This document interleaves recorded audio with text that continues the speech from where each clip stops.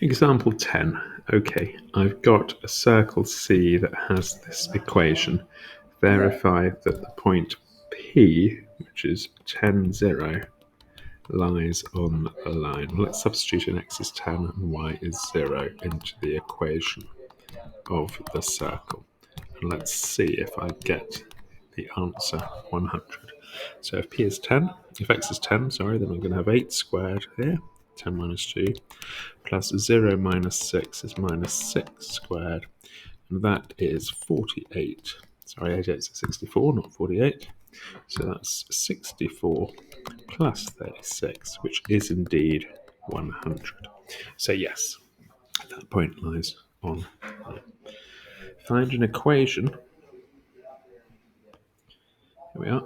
Find the equation of the tangent to the circle at that point. So what we've got here is we've got the circle.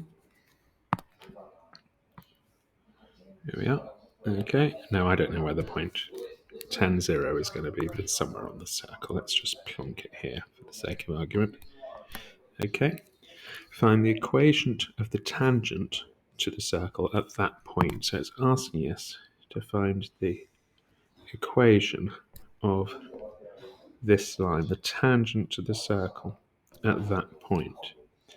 Right, by the way, let's mark the centre of the circle, and then let's have a think about how we can do this. That could be the centre of the circle there. Right, we have to find the equation of the green line. Well, I know a point on the green line already because I know it goes through the point P, which is 0, 10, which is 10, 0. So I really need to know the gradient of that green line, and then I can write down its equation. I'm not quite sure how I'm going to find the gradient of the green line, so I'm just going to see what I could find. Let's have a look at this black line here. Now that is the radius, it's a radius of the circle, isn't it? And I know that because the green line is a tangent, I know that that's a right angle. So if I knew the gradient of the black line, I could find the gradient of the green line because the two are perpendicular. Right, how to find the gradient of the black line? Well, I know the coordinates of the centre of the circle. I know the centre of the circle is at 2, 6.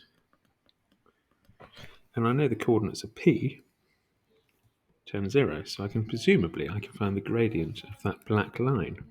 So the gradient, which I'll call m1, of that black line is going to be the difference of the y coordinates divided by the difference in the x coordinates. So I'm going to do P minus the centre. So I'm going to do 0 minus 6, which is minus 6, over 10 minus 2, which is 8, which gives me minus 3/4. So that's the gradient of the black line, m1. So the gradient of the green line is going to be the negative reciprocal. So it's just 4 over 3. So now I know the gradient of the green line, and I know a point on the green line.